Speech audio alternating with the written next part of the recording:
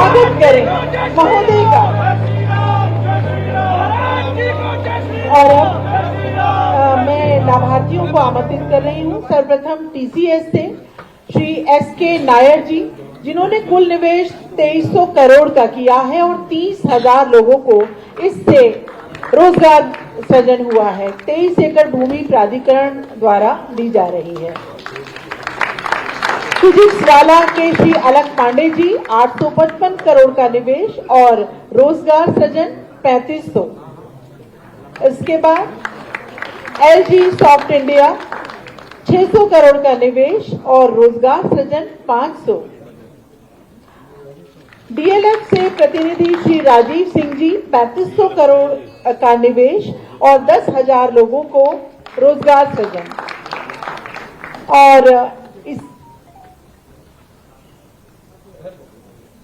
परियोजना के दूसरे चरण के विस्तार की स्वीकृति आपको प्रदान की गई है। सेक्टर 146 में लगभग 250 किसानों को उनकी अर्जित भूमि के सापेक्ष 5% विकसित आबादी भूखंड नियोजित कर आरक्षित किए गए हैं। 2 किसानों को सांकेतिक रूप से आरक्षण पत्र नरेश त्यागी और सुचिता त्यागी को दिया गया है। और इसके बाद एसबीआई इंश्योरेंस में चिकित्सा कार्ड प्रदान किया जा रहा है अंजू और श्रीमती मिथिलेश। इसके बाद सीएम युवा योजना के अंतर्गत उत्कृष्ट कार्य करने वाले बैंक के अधिकारी गणों को सम्मान प्रतीक दिया जा रहा है। बैंक ऑफ बड़ौदा के श्री शैलेंद्र कुमार सिंह, महाप्रबंधक, इनको ये सम्मान प्रतीक माननीय मुख्यमंत्री जी के द्वारा तालियां बजती रहें। बैंक ऑफ इंडिया के श्री दीपक राकेश जी, महाप्रबंधक, आपको भी ये सम्मान प्रतीक माननीय के द्वारा प्रदान किया जा रहा है। स्टेट बैंक ऑफ इंडिया के श्री कौशलेंद्र कुमार, महाप्रबंधक जी, आपको भी ये सम्मान प्रतीक। और अब एमएसएमई के लाभार्थी गाजियाबाद से श्री अंकित शर्मा, हापुड़ के श्री आदित्य जिंदल, बुलंदशहर से कुमारी लवली चौधरी, गाजियाबाद से श्रीमती संगीता शर्मा को टूल किट, हापुड़ के श्री तपनदीप जी, आपको भी टूल किट, मेरठ के श्री राजेश कुमार जी, गौतम बुद्ध नगर के मैसर्स फैंसी ट्रेड्स 5 लाख का आपको ये प्रतीकात्मक चेक प्रदान किया जाएगा।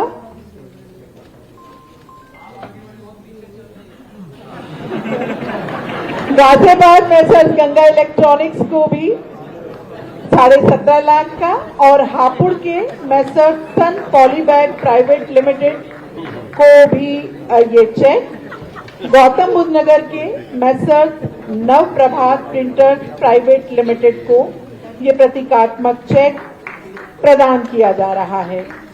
और अब यूपी इंटरनेशनल ट्रेड शो के 4th संस्करण का कर्टन रेजर वीडियो हम सभी स्क्रीन पर देखते हैं।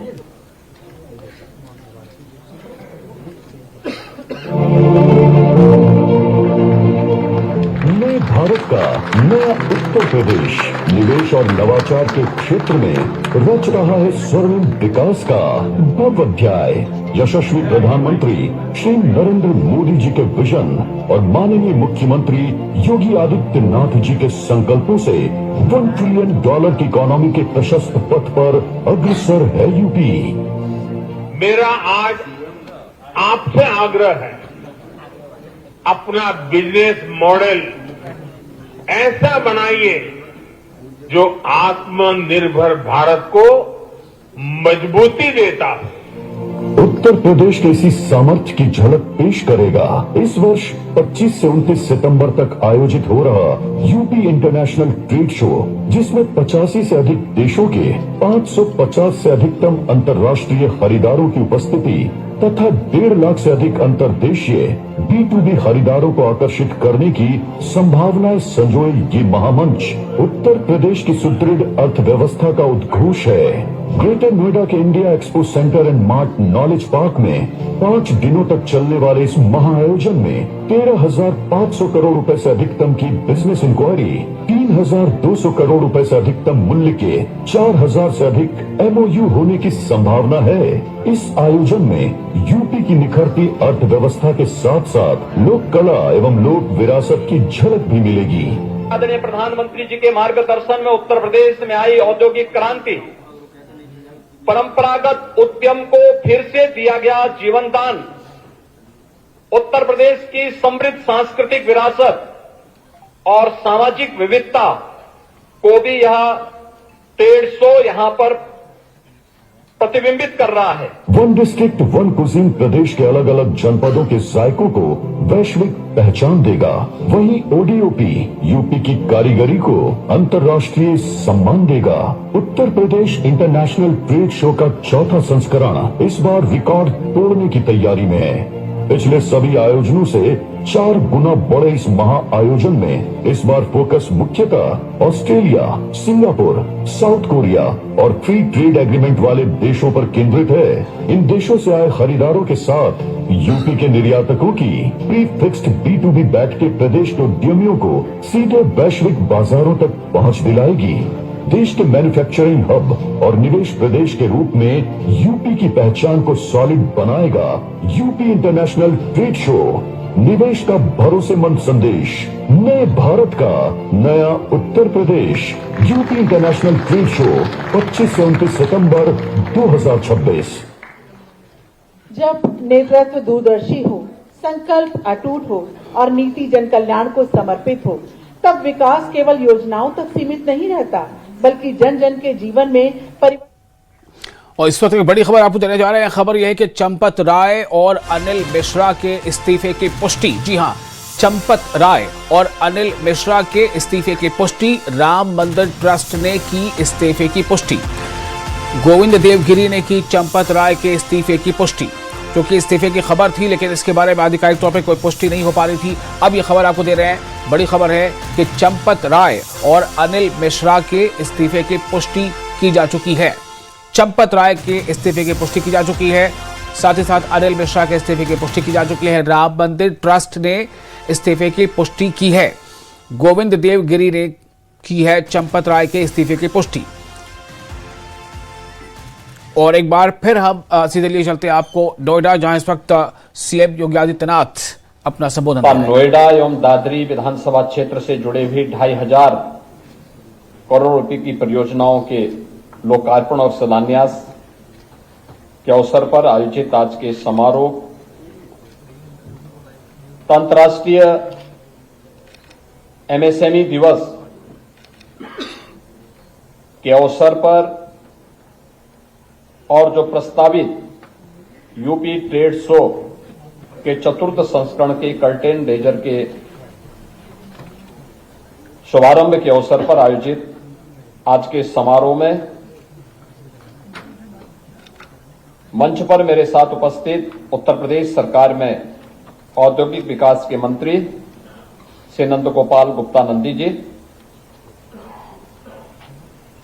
MSME विभाग के मंत्री श्री भूपेंद्र चौधरी जी, प्रभारी मंत्री गौतम बुद्ध नगर श्री ब्रजेश सिंह जी, MSME के राज्य मंत्री श्री हंसराज विश्वकर्मा जी, लोकप्रिय सांसद नोएडा डॉक्टर महेश शर्मा जी,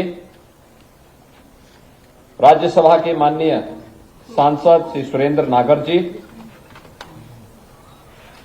हमारे माननीय विधायकगण श्री पंकज सिंह जी, श्री तेजपाल नागर जी, श्री धीरेन्द्र सिंह जी, नवनियुक्त क्षेत्रीय अध्यक्ष श्री नवाब सिंह नागर जी, विधान परिषद के माननीय सदस्य श्री नरेंद्र भाटी जी, श्री चंद शर्मा जी, पूर्व क्षेत्रीय अध्यक्ष श्री सत्येंद्र सिसोदिया जी, जिलाध्यक्ष जिला पंचायत अध्यक्ष अमित चौधरी जी, भारतीय जनता पार्टी के नगर के अध्यक्ष श्री महेश चौहान जी, जिलाध्यक्ष अभिषेक शर्मा जी,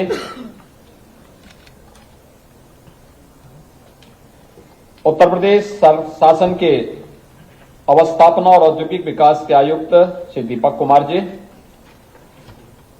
सलाहकार उत्तर प्रदेश शासन श्री अवनीश अवस्थी जी,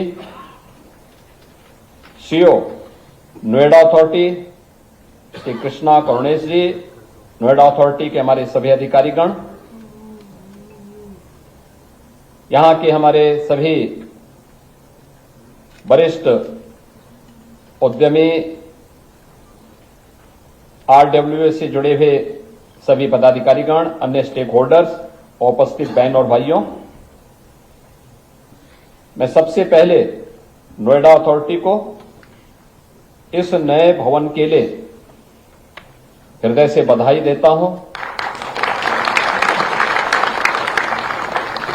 50 वर्ष के बाद किसी अथॉरिटी के पास अपना स्वयं का कार्यालय अपने भवन में स्थापित हो, यह किसी एक उपलब्धि से कम नहीं है। और इसलिए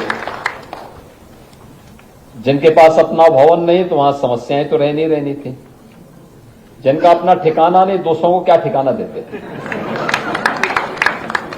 और यही यहां पर 2017 में हम लोगों ने देखा था। एक विजन होता है कार्य करने का, विल पावर होती है उस विजन को जमीनी धरातल पर उतारने का।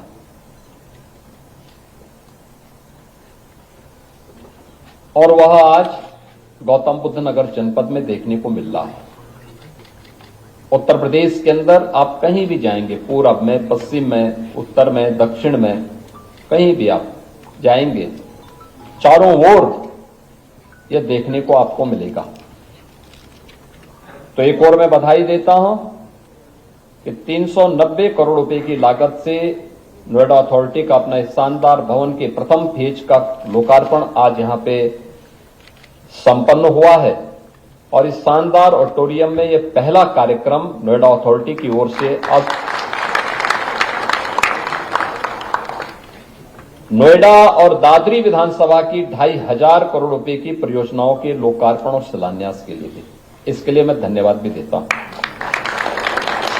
क्योंकि इस अथॉरिटी के पास यहां की जनता से जुड़ी हुई बुनियादी सुविधाओं की जिम्मेदारी भी है। और ये 2,500 करोड़ रुपए जनता से जुड़ी हुई उन समस्याओं के समाधान के लिए अथॉरिटी के द्वारा जो पैसा खर्च किया गया है या खर्च किया जाएगा अलग अलग सुविधाओं के लिए, उन सब से जुड़ी हुई है। आपने उत्तर प्रदेश के परसेप्शन को भी देखा है। बदले हुए प्रवेश में बदलती हुई उत्तर प्रदेश को आप बहुत नजदीक से महसूस कर रहे हैं। आज से 9 वर्ष पहले का उत्तर प्रदेश क्या था और आज का उत्तर प्रदेश क्या है। ये गौतम बुद्ध नगर जनपद तो वास्तव में 17 के पहले तत्कालीन मुख्यमंत्रियों के लिए स्थापित था। वे भय के मारे नहीं आते थे। मुझे याद है 2017 में मुख्यमंत्री बनने के बाद जब प्रधानमंत्री जी यहां पर आ रहे थे, मेट्रो का उद्घाटन था, तो मेरे पास संदेश आया था प्रधानमंत्री कार्यालय से कि आप किसी मंत्री को इसके लिए नियुक्त कर सकते हैं। मैंने कहा क्या मतलब, कोई विशेष बात? उन्होंने कहा नहीं, क्योंकि नोएडा के बारे में यह मान्यता है कि मुख्यमंत्री वहां नहीं आते हैं। मैंने कहा मैं तो नोएडा में ही हूं इस समय। उन्होंने कहा नोएडा में है? मैंने कहा हां, मैं प्रधानमंत्री जी के कार्यक्रम की तैयारी की समीक्षा करने के लिए आया था। उन्होंने कहा नहीं, प्रधानमंत्री जी का यह है कि बहुत आवश्यक नहीं, प्रोटोकॉल के बारे में बहुत चिंतित होने की आवश्यकता नहीं। मैंने कहा नहीं, मैं तो इन सब बातों को नहीं मानता हूं। मैं आध्यात्मिक व्यक्ति हूं लेकिन रूढ़िवाद को नहीं मानता हूं। और ये जनता जनार्दन से जुड़ी हुई समस्या का समाधान कि जिम्मेदारी जनता ने अगर भारतीय जनता पार्टी की सरकार को दिया है तो हम उस समाधान का रास्ता निकालेंगे और मार्ग प्रशस्त भी करेंगे। और सबसे बड़ी समस्या हमारे सामने उस समय आई थी बिल्डर बायर का विवाद, हम लोगों ने बिठाया था, उसका रास्ता भी निकाला। 1 वर्ष में 1.25 लाख बायर्स को हम लोगों ने आवास भी उपलब्ध करवाए। बाद में कुछ लोग बहुत होशियार हो गए थे, वो सुप्रीम कोर्ट चले गए, तो फिर तो जब वहां मामला अटकता है तो फिर तो उसकी कोई सीमा नहीं होती, अंतहीन सिलसिला चलता है। और तो फिर भी गनीमत है कि जब समाधान नहीं निकला, हम लोगों को फिर नीति आयोग के सीईओ के नेतृत्व में एक टीम गठित करनी पड़ी, एक हाई लेवल कमेटी बनानी पड़ी और फिर हम लोगों ने बहुत सारी सुविधाएं उपलब्ध करवाई और 3 लाख से अधिक बायर्स को हम मकान, उनका आवास उपलब्ध करवाने में सफल हुए हैं। बहुत सारी समस्याओं का समाधान हुआ, लेकिन मेरा मानना है कि अब नोएडा अथॉरिटी के पास अपना भवन होने के कारण हम बेहतरीन सुविधा यहां पर दे पाएंगे, चाहे वह यहां के अन्नदाता किसानों की समस्या का हो, चाहे वह यहां पे जिन लोगों ने यहां पे जितने भी ऐसे एसोसिएशन हैं, आरडब्ल्यूए हैं या उद्यमी हैं, इन सब की समस्या का समाधान अब एक छत के नीचे नोएडा अथॉरिटी के अपने कार्यालय भवन के अंदर प्राप्त होगा और सारी सुविधाएं अथॉरिटी ऑनलाइन कर दे तो बहुत अच्छा होगा। मुझे लगता है आज के दिन पे हमें इसका उपयोग करना चाहिए। बेहतरीन सुविधा हो सकती है। Integrated command and control centre के माध्यम से हम एक एक कार्य को देख सकते हैं, वॉच कर सकते हैं, जवाबदेही तय कर सकते हैं, उन कार्य को आगे बढ़ा सकते हैं। हम लोगों ने पहले भी कहा है, जिन लोगों ने अथॉरिटी से जमीनें ली हैं लेकिन वहां पर निवेश नहीं किया है, एक समय सीमा के बाद नोटिस जारी करिए, वहां नए निवेश को आमंत्रित कर दीजिए, नया लैंड बैंक बनाइए। जब नोएडा अथॉरिटी की परिकल्पना हुई होगी 1970 के दशक में, तब में और आज में बहुत अंतर आ गया है। हमें आज के परिप्रेक्ष्य में सोचना है, परिवर्तन कैसे आता है। आज मैं प्रातः काल यहां पे दोपहर में मैं यहां पहुंचा हूं और जेवर एयरपोर्ट पे हम लोगों ने लैंड किया। अब जेवर से कॉमर्शियल फ्लाइट प्रारंभ हो चुकी है, डोमेस्टिक प्रारंभ हो चुकी है, कुछ ही दिनों के बाद इंटरनेशनल फ्लाइट भी वहां से प्रारंभ हो जाएंगे।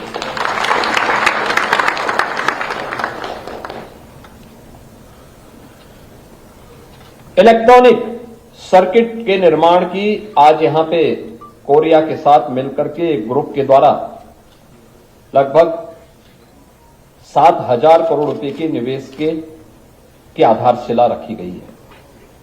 यानी इलेक्ट्रॉनिक कंपोनेंट और इलेक्ट्रॉनिक सर्किट की मैन्युफैक्चरिंग अब इसी जनपद में होगी। सोलर सेल का भी आधुनिक मैन्युफैक्चरिंग हब यही जनपद बनेगा। दूसरी यूनिट 8,200 करोड़ रुपए की, उसका भी आज हम लोगों ने आधारशिला रखी। आप सोचो, ये निवेश वहां हो रहा है, फिल्म सिटी वहां बन रही है, अपैरल पार्क वहां बन रहा है, मेडिकल डिवाइस पार्क वहां बन रहा है। जो पहले प्रदेश का सबसे खतरनाक जगह मानी जाती थी, लोग जाने में डरते थे। शाम को 5 बजे 6 बजे के बाद वहां क्या स्थिति होती थी हर व्यक्ति जानता है। और आज ये सभी निवेश वहां पर आ रहे हैं, इसलिए क्योंकि डबल इंजन सरकार ने आदरणीय प्रधानमंत्री जी के नेतृत्व में बिना रुके, बिना डिगे, बिना थके, बिना डरे और बिना झुके निर्णय लेने की सामर्थ्य विकसित की।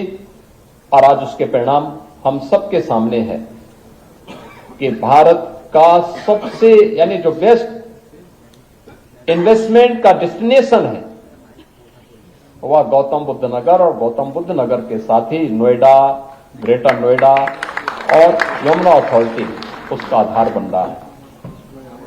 तीनों अथॉरिटी के स्तर पर कार्य तेजी के साथ आगे बढ़ाने का कार्य हो रहा है। कार्य संस्कृति को और प्रभावी बनाने का कार्य हो रहा है। वर्षों की जकड़न को तोड़ने का कार्य हो रहा है। जन समस्याओं के साथ साथ उद्यमियों की समस्याओं के समाधान का मार्ग प्रशस्त हो रहा है और उस दिशा में किए जाने वाले प्रयास का हिस्सा अब आने वाले समय के साथ यह नोएडा अथॉरिटी का एक कार्यालय बनेगा, ये मैं विश्वास के साथ कह सकता हूं। इसलिए मैं नोएडा अथॉरिटी के अंतर्गत आने वाली उन सभी नागरिकों को, सभी उद्यमियों को, यहां के अन्नदाता किसानों को मैं इसकी बधाई देता हूं, अपनी शुभकामनाएं देता हूं, जनप्रतिनिधियों को धन्यवाद देता हूं और अथॉरिटी के प्रति अपनी शुभकामनाएं भी व्यक्त करता हूं। बहन और भाई, आज यहां पर हम लोग एमएसएमई डे के अवसर पर भी एकत्र हुए हैं। सूक्ष्म लघु मध्यम उद्यम की क्या ताकत है। कोई भी बड़ा उद्योग का आधार बनता है सूक्ष्म लघु मध्यम उद्यम। याद रखना, बड़ा उद्यम तभी सफल हो सकता है जब हमारे पास आधार होगी, उसके बगैर आगे नहीं बढ़ सकता। विकसित भारत की संकल्पना तब पूरी होगी जब खुशहाल किसान भी होगा, लेकिन उतनी ही तेजी के साथ हम वर्ल्ड क्लास इंफ्रास्ट्रक्चर भी दें और इंफ्रास्ट्रक्चर के साथ साथ अपनी मैन्युफैक्चरिंग पावर को भी उतनी ही मजबूती के साथ आगे बढ़ा सकें। बड़े निवेश के लिए एमएसएमई को उतना ही प्रभावी ढंग से में आगे बढ़ाना पड़ेगा।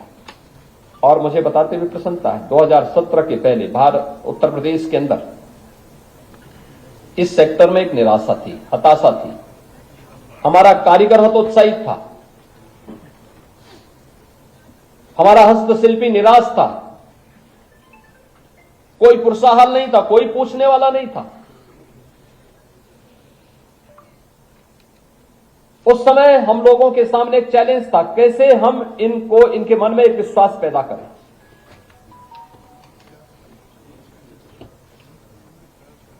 कहीं पॉल्यूशन कंट्रोल बोर्ड के लोग परेशान करते थे,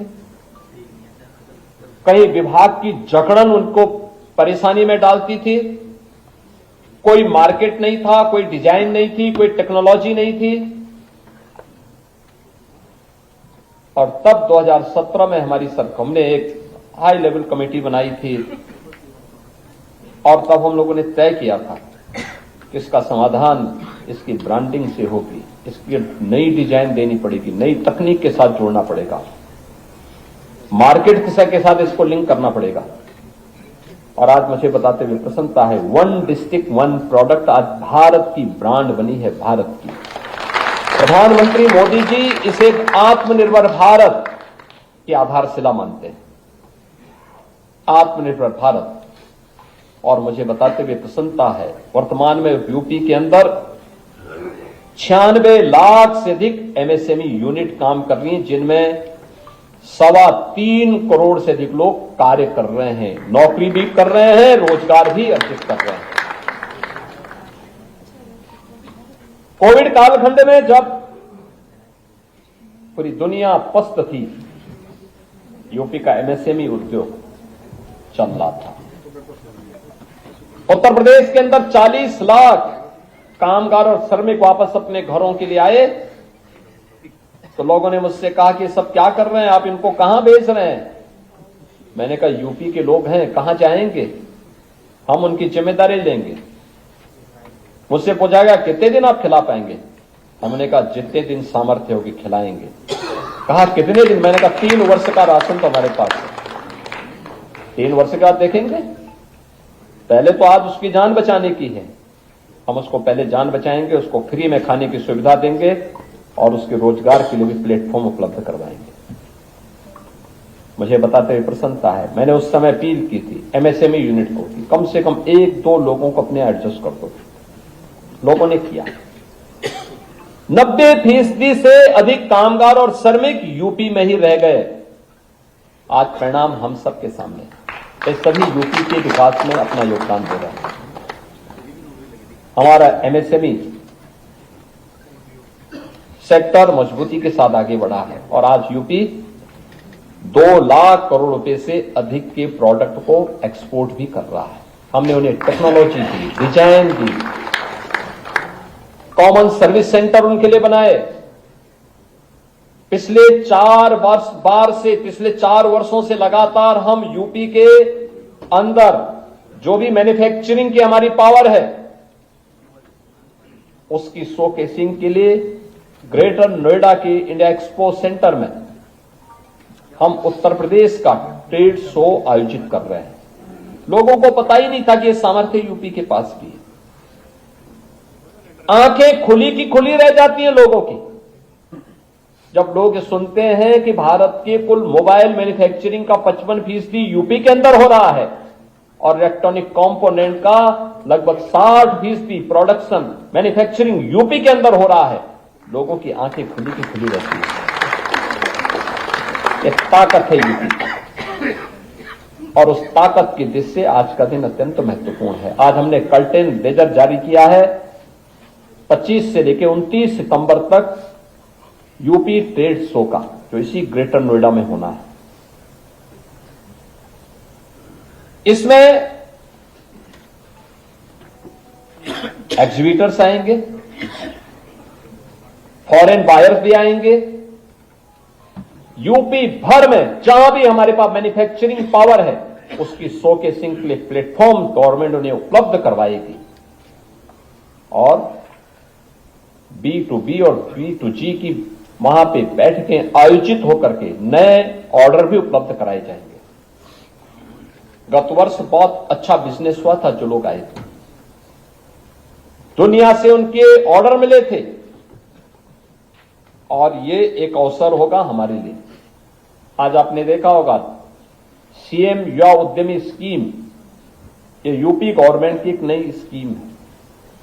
हम लोगों ने गत वर्ष इसको लॉन्च किया था जिसमें हम लोगों ने नए उद्यमी के लिए कोई नौजवान आता अपना स्वयं का स्टार्टअप, अपना स्वयं का बिजनेस स्थापित करना चाहता है, मां बाप का सहयोग नहीं है, सामर्थ्य नहीं, गवर्नमेंट कह रही है हम आपके साथ में। उसकी ट्रेनिंग करवा रहे हैं, उसकी रुचि के अनुरूप बिजनेस तय करवा रहे हैं और फिर 5 लाख रुपए, पहले चरण में 5 लाख रुपए ब्याज मुक्त, गारंटी मुक्त लोन उन्हें उपलब्ध करवा रहे हैं और मार्जिन मनी भी उपलब्ध करवा रहे हैं। आपने देखा होगा यहां पे हमने कुछ बैंकर्स को सम्मानित किया है मंच पे, उन्हें इसलिए क्योंकि उन्होंने रुचि दी और बैंकर्स का तो पूंजी की सुरक्षा हो रही है, बिजनेस उनका बढ़ेगा। माफ हम कर रहे हैं, हम पैसा बैंक को देंगे, बैंक का पैसा जमा करने से नहीं, हो तो जब बिजनेस में आएगा। सर्कुलर इकोनॉमी ही ग्रोथ करती है, जब डंप हो जाएगी तो नहीं करेगी। और यही हम इस स्कीम के माध्यम से करना चाहते हैं। बैंक भी बना रहे, नए उद्यमी भी खड़े हों और गवर्नमेंट का सपोर्ट भी होगा। आज हमने यही सब कार्य यहां प्रारंभ किया है और मैं आप सबसे भी अपील करूंगा। प्रधानमंत्री जी जिस बात के लिए सभी भारतीयों से बार बार कहते हैं वह इस बात को लेकर कहते हैं कि भाई अगर कोई आपके यहां जन्मदिन है, कोई मांगलिक कार्यक्रम है या किसी मित्र से मिलने के लिए जा रहे हैं, कोई पर्व और त्योहार के समय कोई गिफ्ट दे रहे हैं, तो हमें अपने लोकल प्रोडक्ट को हम दें। लोकल प्रोडक्ट को देंगे तो आपका पैसा आपके कारीगरों के पास जाएगा, आपके हस्तशिल्पी के पास जाएगा, आपके मार्केट के पास जाएगा। वे समृद्ध होंगे तो देश समृद्ध होगा, वह आत्मनिर्भर होंगे तो देश आत्मनिर्भर होगा। और इन्हीं सब बातों को लेकर के यूपी इंटरनेशनल ट्रेड शो, उसी बात को लेकर के हम लोग यहां पे आयोजित कर रहे हैं। उस प्रकार के ट्रेड शो हम जनपद स्तर पर भी आयोजित कर रहे हैं, अलग अलग क्षेत्रों में आयोजित कर रहे हैं। हम लोगों ने इस वर्ष एक नया कार्यक्रम प्रारंभ किया है, 1 डिस्ट्रिक्ट 1 प्रोडक्ट की तर्ज पर 1 डिस्ट्रिक्ट 1 कुजीन का। व्यंजन का भी, खान पान अलग अलग जनपद की अलग अलग है,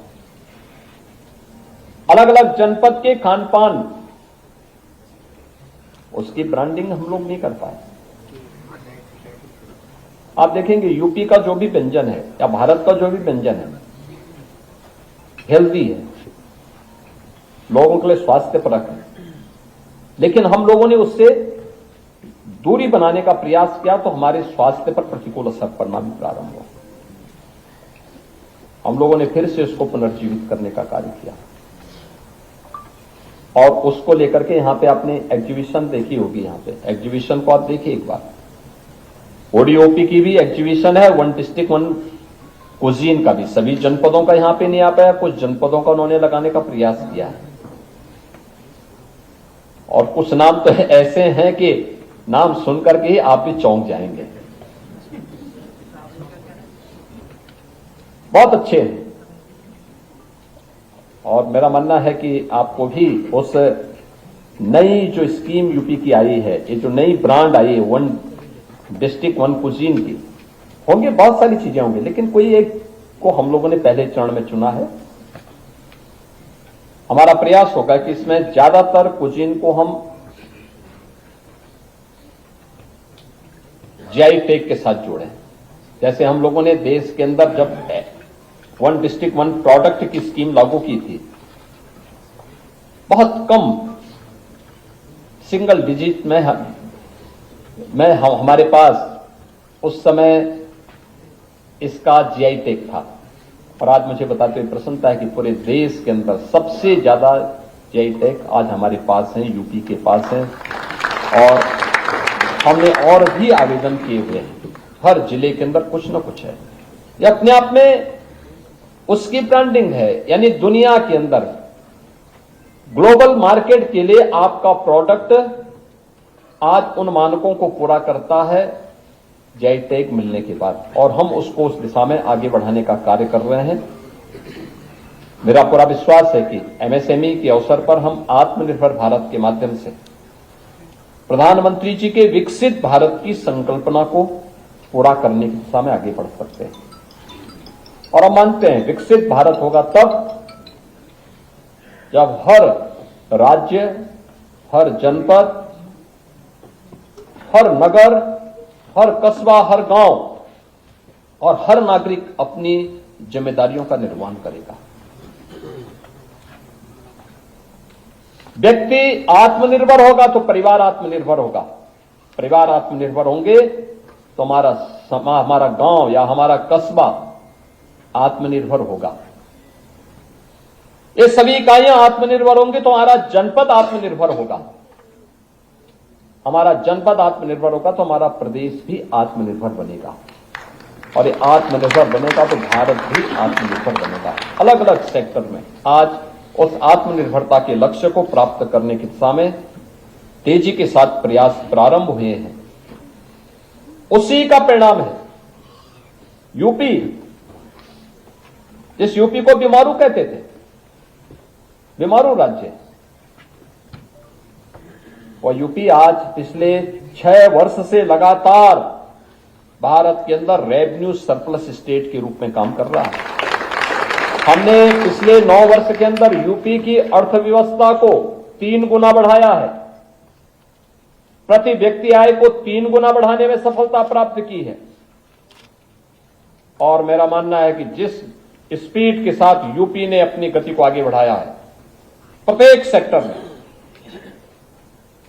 जन सुविधाओं को लेकर के हो, जन लोक कल्याण की योजनाओं को लेकर के हो, इंफ्रास्ट्रक्चर को लेकर के हो, ईज ऑफ डूइंग बिजनेस को लेकर के हो, ईज ऑफ लिविंग के लक्ष्य को प्राप्त करने को लेकर के हो, हर एक सेक्टर में जो काम हुआ है ये गति बताती है कि अगर हमारी स्पीड यही रही, इसको हम और अच्छे ढंग से आगे बढ़ाएंगे। क्योंकि अभी तो पिछली सरकारों के पाप के गड्ढों को भरने में हमें कुछ समय लगा और पिछली सरकारों का पाप के गड्ढे भरते भरते उसी दौरान कोविड महामारी को भी हमें सामना करना पड़ा। तो कोविड महामारी का सामना करने के बाद अब हमें अपनी गति को प्रगति में बदलने की दिशा में एक नए कदम आगे बढ़ाने हैं। आपने देखा होगा जेवर एयरपोर्ट, नोएडा इंटरनेशनल एयरपोर्ट के रूप में पूरा देश और पूरी दुनिया की निगाहें उधर लगी, पूरी देश और दुनिया को आकर्षित कर रहा है। पश्चिमी उत्तर प्रदेश से जो भी हमारे जनप्रतिनिधिगण और जो भी उद्यमी अब लखनऊ आते हैं, मैं उनसे पूछता हूं कैसे आए। यानी गाजियाबाद से या हापुड़ से लखनऊ आप मात्र 4 घंटे में पहुंच जाएंगे। कल्पना थी, आज गंगा एक्सप्रेस वे उसकी थी, उसको लेकर के आपकी यात्रा को आसान कर सकती है। क्या होता है global standard Ganga express way और नोएडा इंटरनेशनल एयरपोर्ट इसके मानक हैं। यूपी बड़ा है तो सबसे बड़ा एयरपोर्ट भी बनाएगा, सबसे बड़ा एक्सप्रेस वे भी बनाएगा। ये यूपी ने करके दिखा दिया है। मैं आज के इस अवसर पर आप सभी को, नोएडा अथॉरिटी के इस भव्य कार्यालय के लिए, अथॉरिटी को भी, यहां के नागरिकों को भी, उद्यमियों को भी, किसानों को भी, जनप्रतिनिधियों को भी बधाई देता हूं। 2,500 करोड़ रुपए की परियोजनाओं के लिए भी अपनी बधाई देता हूं। एमएसएमई दिवस के अवसर पर विभाग के साथ साथ एमएसएमई उद्यमियों को, इससे जुड़े हुए सभी कामगारों को, हस्तशिल्पियों को भी हृदय से बधाई देता हूं। और आगामी ट्रेड शो के लिए अभी से हम सब तैयारी करेंगे इस विश्वास के साथ। आप सबके प्रति मेरी मंगल में शुभकामनाएं हैं। धन्यवाद। जय हिंद।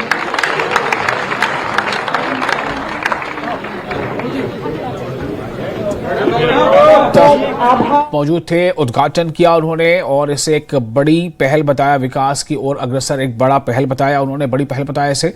नोएडा प्राधिकरण का नया दफ्तर, और ये सेक्टर 96 में ये दफ्तर है, और ये इसका खुद बाकायदा इसका उद्घाटन उन्होंने किया है। और योगी आदित्यनाथ ने कहा है कि अभी बहुत कुछ आगे करना है, विकास की तरफ ये एक और कदम है। और उन्होंने कहा है कि ये नोएडा के लोगों के लिए भी एक अच्छी खबर है। नोएडा अथॉरिटी के नए भवन का लोकार्पण हो गया और एक ही भवन में तमाम तरह की सुविधाएं वहां पर होंगी, और साथ ही साथ जो जन सुविधा केंद्र है वो भी होगा, ताकि किसी भी तरह की सुविधा को हासिल करने के लिए अलग अलग दफ्तरों के चक्कर ना लगाना पड़े।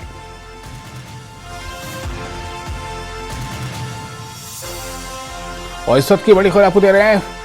सीएम ने कहा कि यहां तो फिल्म सिटी भी बन रही है, और इस खास मौके पर जब उन्होंने कहा कि जेवर से जल्द इंटरनेशनल फ्लाइट शुरू होगी, ये एक बड़ी खबर है जो सीएम ने कहा है। सीएम योगी आदित्यनाथ ने कहा कि जेवर से जल्द ही इंटरनेशनल फ्लाइट शुरू होने वाली है। जनता ने जिम्मेदारी दी है, 1 साल में 1.25 लाख बायर्स को घर मिला है, ऐसा सीएम योगी आदित्यनाथ ने कहा है।